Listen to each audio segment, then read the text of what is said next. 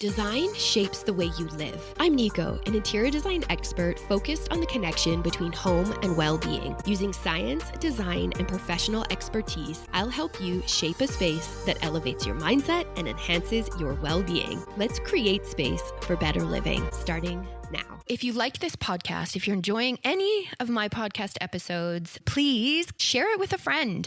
It's so helpful. You don't even understand. I know there's so many times where I've listened to podcasts and I've really not thought about, if I download it, how does that affect the podcast show? How does it impact the host and their lives and what they're trying to build and what they're trying to do? So there are so many times in the past before I became a podcaster that I would just listen to podcasts, and even though I was super into the show and I loved it, I just didn't think to escalate it anymore, because I sort of thought, well, I'm sure there are so many other listeners that are helping this show move along. Well, I will say now that I understand the impact that even just one download has, or even just one, hey, you should check out this podcast that I'm listening to. As a podcaster, that's really how you gain traction and you're able to scale and level up and just increase the value that you offer. And that's really ultimately what I want to be able to do. I want to be able to share so many amazing facts and findings with you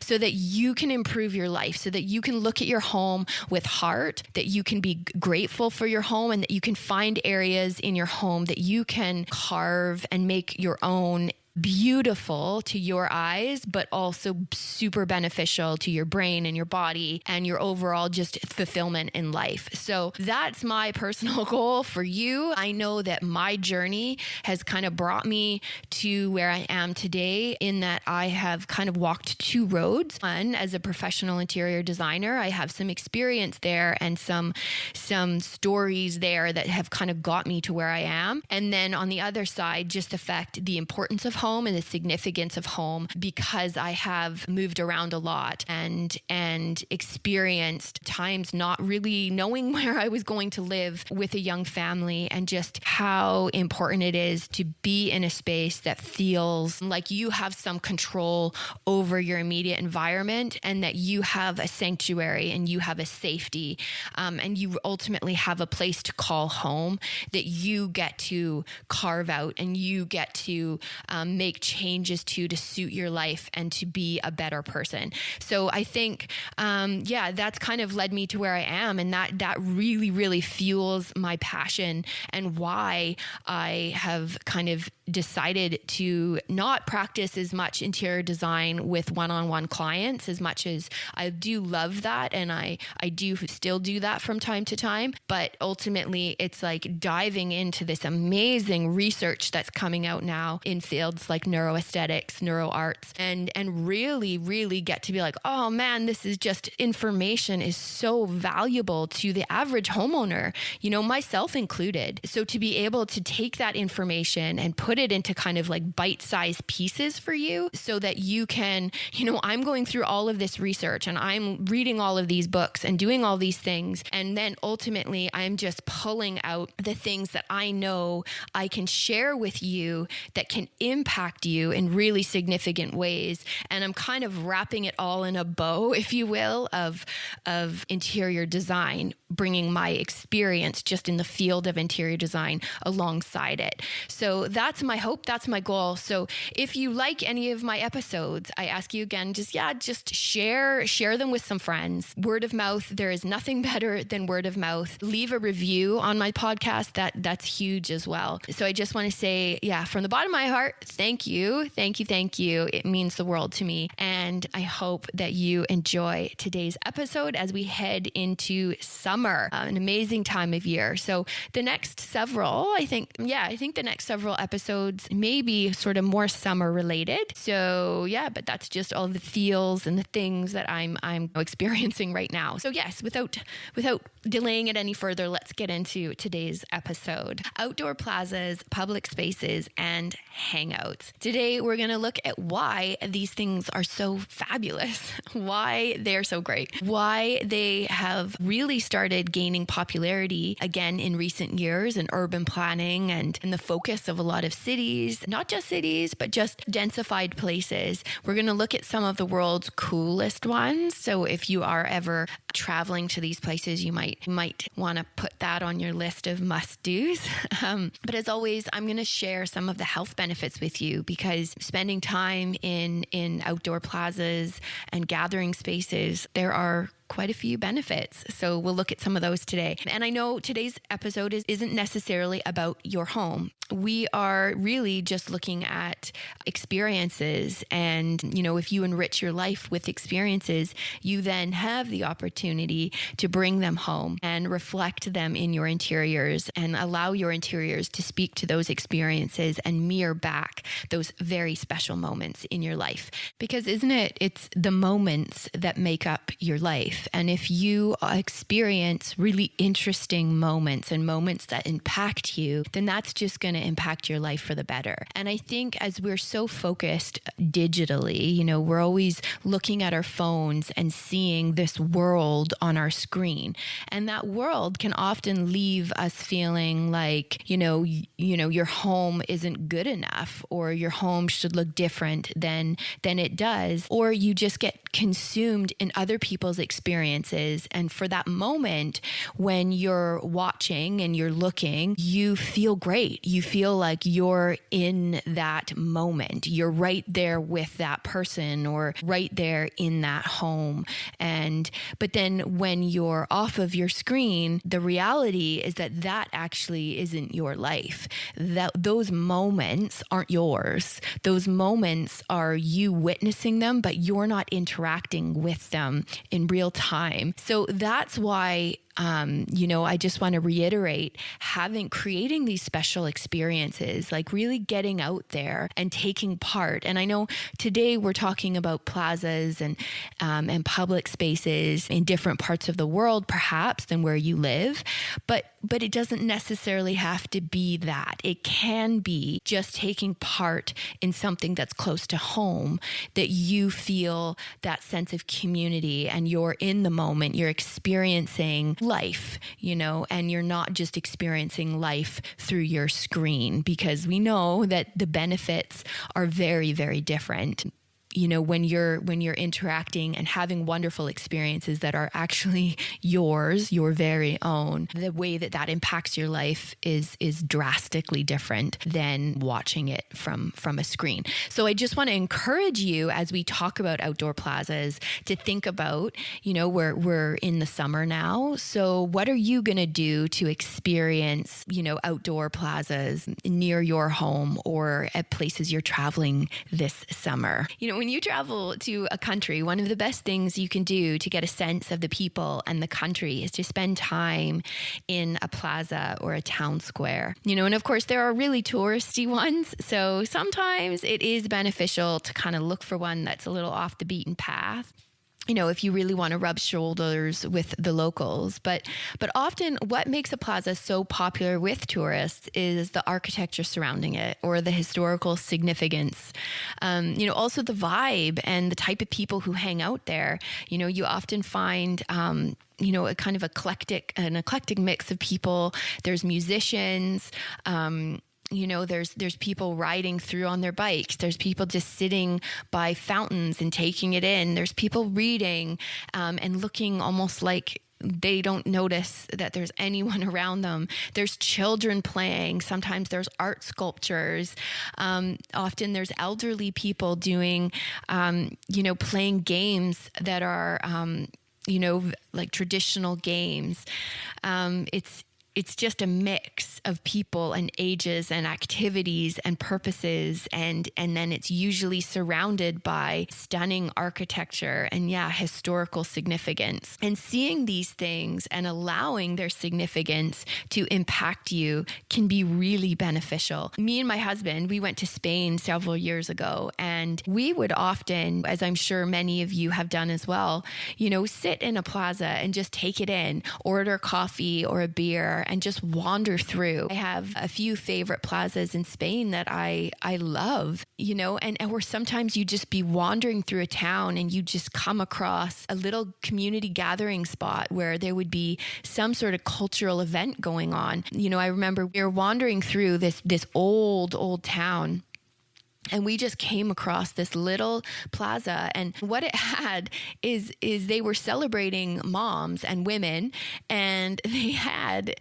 strings going the whole way across, and then hung to the strings were undergarments, but they were sort of really artsy and beautiful in the way that they were hanging, and the colors, and then so there was music, and there was food, and there was people and kids, and it was almost like the whole town had come out to celebrate this significant day. And we just wandered through, we found a spot to sit, and we just took it in. And that was something for us that was different from our everyday life. It was a celebration that we don't celebrate at home. But so it was just, and I remember I took this amazing picture of it, and I'm going to try to find it so I can share it on my Instagram. But yeah, it was just a really impactful moment. So it's amazing how something like that, I mean, it was probably 2 hours out of our day, really. And yet here I am talking about it however many years later. These are just from spending time in sort of more of a community setting and allowing it to kind of sink in and try to figure out what it's all about. And years later, these are the experiences that you remember, and these are the memories that you can recall, just from something as simple as allowing a public space to kind of impact you, and you're observing it and witnessing it, and you're a part of it. So let's do a little quick history review. Public spaces have been around for hundreds of years. They've been a big part of the living experience all over Europe. So if you're European listening, then it's a very common thing. I'm sure your day-to-day life, you go past public squares or plazas regularly. Maybe it's not really anything out of the ordinary for you. Whereas if you are a fellow North American, then you know that it isn't so commonplace. They're not typically as central to our day-to-day lives. Of course, this depends on where you live. So plazas started in ancient Greece and Rome as sort of marketplaces. People gathered to engage in community activities and to discuss politics. There were all sorts of things going on in public squares, but there was public speeches and elections. The plaza was often surrounded by civic and religious buildings, which sort of reinforced it as that important place to be, that hub of urban life. There were celebrations and markets and festivals, and the popularity of these spaces kind of grew throughout Europe. And often a city would be built around a public space or a plaza, and it would sort of extend outward from there. But the history of public spaces was that every walk of life was there. So you may have had politicians with poets and farmers with tradespeople. It was just really a gathering place for everyone. There was also some pretty horrific things that happened in plazas and public squares, but we're not going to get into those today. Today, we're just going to focus on the beneficial reasons and why we enjoy them so much, and why we're really seeing a lot more of them. And we're getting back to planning spaces for connections all over the world, not only in urban settings, but in small towns as well. So we'll look at why that is. One of the things is that cities and towns, as they become more densely populated, there's a need for more open, green, and accessible public spaces. As things are being developed and built, creating those designated areas. It's not like everyone has a backyard anymore.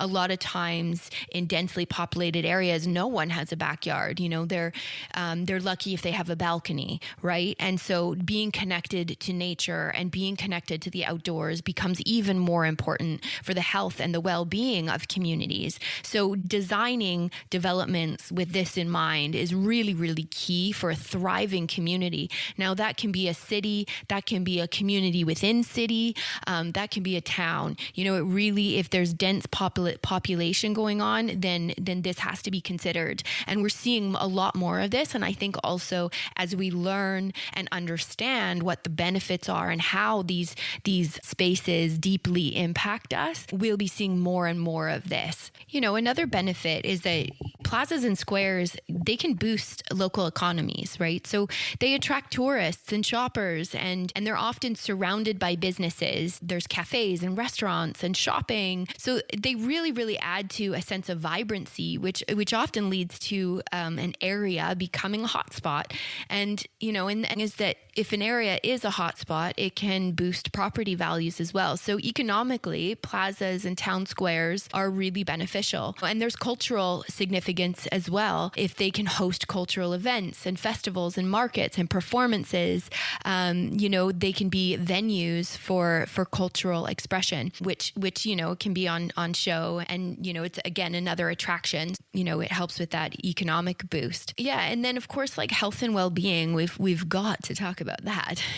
If you have access to public spaces, you're feeling connected to a community. You can walk there, or when you get there, you can sit and enjoy being in nature or somewhat of a natural setting.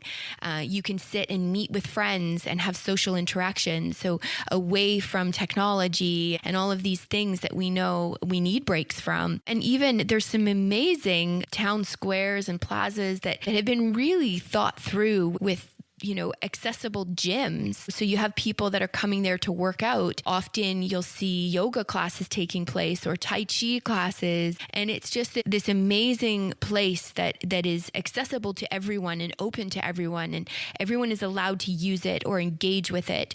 And if it's done with health and wellness in mind, well, if you've got a small apartment and then you have an opportunity to go sit on a lovely wooden bench amongst trees, or meet friends for a picnic, or take part in a yoga class, or watch music being played. Just thinking of that alone as being a place where you spend time and it draws you out of your house. It connects you to nature. And again, you're a part of a community, which then when you return home, you'll just feel so much more fulfilled and rested and a part of where you live. And outdoor spaces, when they do have trees and there's natural elements to it, we know that has immense impacts on us. It's so important to be connected to nature in some capacity. But it also, in creating these green spaces where they've got flowers and trees and water features, it's just really good for the environment as well, because it improves air quality and it helps with biodiversity. So it's really important as cities and, as population increases and density increases, it's so important to focus on bringing these green spaces back to the center of communities, because yes, they are so important for community living, but also for the environment. So there are a lot of benefits to urban planning with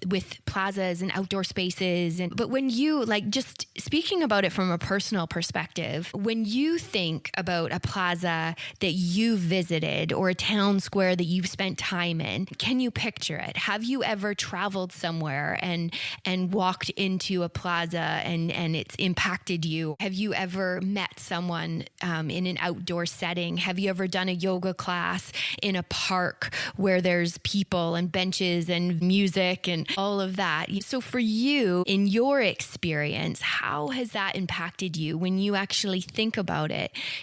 Can you picture it? Close your eyes for a second and really, really picture it. And just to say, this is actually something that it's really important to do, is to sort of visualize memories and to remember things. And it's actually a fun little exercise that I actually do from time to time. So just to share something quickly with you before we get into this, one of the things that I really like to do when I kind of try to test how much detail I remember about certain things. For example, the other day I was thinking about the different homes that I've lived in that carried significance for me. So I closed my eyes and I pictured walking in the front door to each one of them. And I imagined it was like doing it all over again. I imagined that I was actually in that moment walking up to that front door. So walking up to the door, then looking for my keys, putting my key in the lock, lock and turning the lock and then opening the door and stepping inside. I imagined the smell when I stepped inside, and I thought about where my eyes would go when I walked in. I imagined taking my coat off or putting my toddler down while I took my coat off. I imagined putting my keys away and turn the light on. So I imagined what it was like to switch that light on again. And for some reason, there were certain places that sort of caused me to really feel deeply as I went through this exercise. Like it was almost a bit emotional. And I know that for me, I know the significance of place and the places that we have lived or the place that we live right now, how important it is for us. And I think often we don't walk down memory lane to those sort of significant places. So coming back to the town square or the plaza, do this little exercise. Really close your eyes and picture being in that plaza and picture the people walking by, picture the smell, picture the light. Who do you see? What do you see? Is there any sculptures? Is there a water feature? Is there people doing yoga off to the distance? Or are you about to join a yoga class and you're walking up? What's the air like? What's the smells and the sounds and the sights? And do you talk to someone? Are you meeting a friend? When you close your eyes and you picture these moments, they really, really impact us. They bring us back. They're beneficial in so many ways. And I think that they allow us to really understand the significance of certain things. And I know that for a community, the importance of outdoor spaces and plazas. So I'm just curious, if you've had any sort of impactful moments or memories in a plaza. I mean, I have quite a few crazy memories, young and traveling and meeting up with friends in plazas. I have memories of being married and going to plazas. I have memories of taking my kids to fun little community events in the city near me and watching how they interact and how they explore and how other people interact with them. Culturally, it's an amazing thing to do. And when you visit somewhere, it just gives you such a glimpse into the lives of the people that live there, how they're different, how they're the same, the food that people are eating. I know some plazas, it's like you sit down in the restaurant and the type of food that they're going to serve you isn't exactly the type of food that they eat in that area. But that's why, again, it's sometimes important to wander off the beaten track and see if you can come across something that is different and unique and authentic to the area that you are visiting. And often we don't walk down memory lane enough. We don't visualize memories and things that were really, really impactful to us enough to relive those moments. It's really, really beneficial to do it. And, so that's why I wanted to encourage you for today just to try it. Try reliving some of those moments where you experienced an outdoor space, when you traveled in and experienced a plaza or whatever. It might just be every day for you going to grab your morning, your morning coffee, your morning baked good, whatever it is. Just try to relive it and visualize what that was for you. Let's look at a few of the world's coolest gathering spaces. And maybe one of these will be one of the ones you just visualized. And there's a couple of these that I have actually been to, and there's a few that I have not that I would love to go. The first one is in Morocco, Marrakesh, and it is the Jama el Fanah. And it is the coolest one. I've been to this one a long time ago, actually. And I would say that I was just talking to a friend the other day about how much I would love to go back to Morocco. And this is definitely one place that I would go. And I'm sure that it has changed a lot since I was there. Yeah, I probably got there right before major tourism hit that spot. So it was definitely, for me personally, a very different cultural experience than what I was used to. And it was amazing. It really did open my eyes to just, the vibrancy, and it was busy, and it felt sort of chaotic a little bit, but also it was so artistic and beautiful. Just the eclectic mix of people there. It really sort of felt in one breath like you had stepped back in time, and then in the other it felt like it was just this hive of business and economy. And I just remember, the jewelry and the snake charmers, and it was something to see. So, this is something that it's a world-renowned place to visit. So if you have the opportunity, speaking from experience, I would definitely say to go for it. Like I said, it was a long time ago, so I'm sure it has changed. I know now there's hotel chains and all sorts of things that weren't there before. But even still, I would love to see it again, and I'm sure it is still as interesting and vibrant and busy and crazy as it was when I was there. The next one is the Old Town Square in Prague. I have never been here, but apparently it is amazing. It's the central marketplace in Prague, and it's known for just the grand buildings of different architectural styles. There's Baroque and Gothic and Romanesque. It's a marketplace. There was wealthy merchants and kings. And this one is definitely one that to me looks really, really appealing. It also dates back to the 10th century. So the history, I can imagine just being in that plaza, it would just be oozing with history and culture.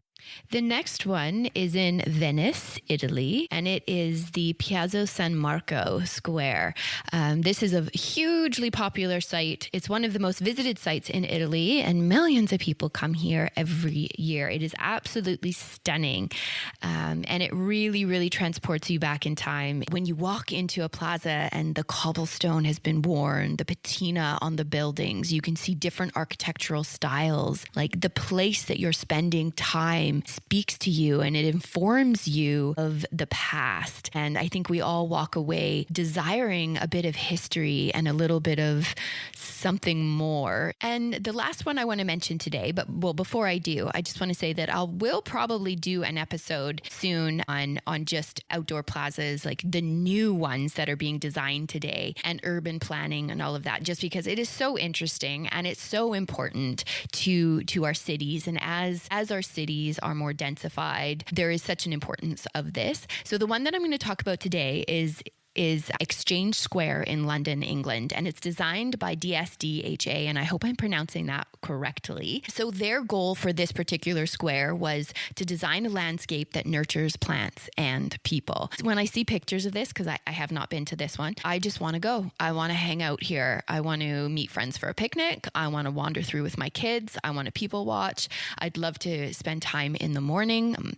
It's just one of those, it just looks like everything has been thought through, and it really does exactly what they intended it to do. And that's bringing nature to the city. It's a crazy busy spot with the hustle and bustle. And their goal was to allow visitors to find a tranquil place amongst the busyness, which it looks like they have done exactly that. So I'm just going to read you something from their brief and their description of this square. It says, bringing nature and well-being to the forefront in balance with technology. We have designed an informal open air space in which to meet, celebrate, work, and relax surrounded by greenery. It will foster creativity and conviviality and welcome new audiences. It goes on to say the 1.5 acre park will see a 4-fold increase in the amount of planting and dramatically enhance biodiversity, with 25% of the area featuring green space. Like, that's amazing right there. 25%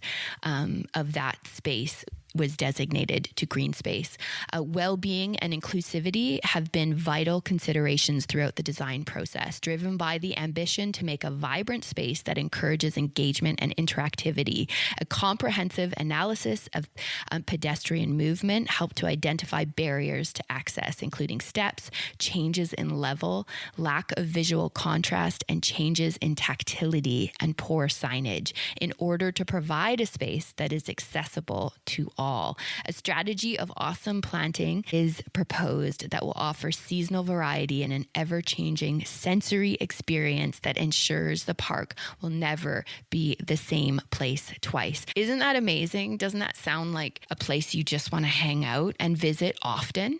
I mean, the fact that it changes throughout the year. And I love this idea of the sensory experience, because what you're smelling, what you're seeing, what you're touching, it's all so important to our overall health and well-being. So I'm excited. I want to visit this square the next time I'm in London.